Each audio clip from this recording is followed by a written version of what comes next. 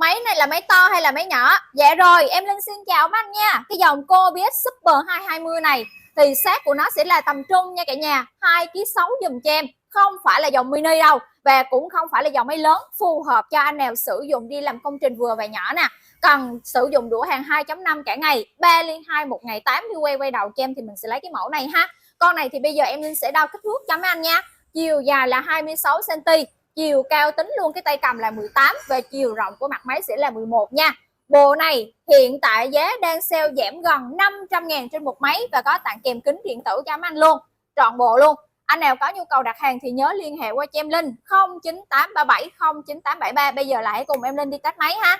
Đũa hàng to là 3 ly 2. Đây cái đũa hàng nhỏ 2 ly rưỡi là em so sánh cho anh xem nè. Em sẽ đốt luôn cái đũa hàng 3 ly 2 cho cả nhà mình trên cái dòng hàng là 182 nha. Công suất tối đa của nó tới 220 lần. Bây giờ em chỉ để 180 thôi. Anh xem nè.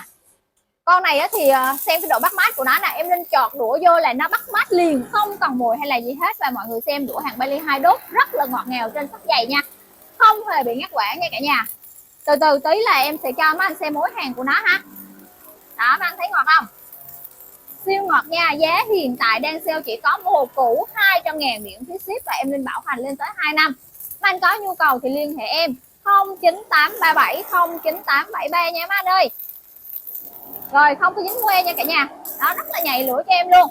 Và cái mối hàng của nó là từ ngỗng đầu lên luôn, không cần phải gõ luôn nhé. Rồi cho mấy anh xem mối hàng nè. Rồi ô quá đã luôn nha mấy anh ơi. Đó, như ảnh có một vòng luôn nha, cực kỳ là đẹp luôn.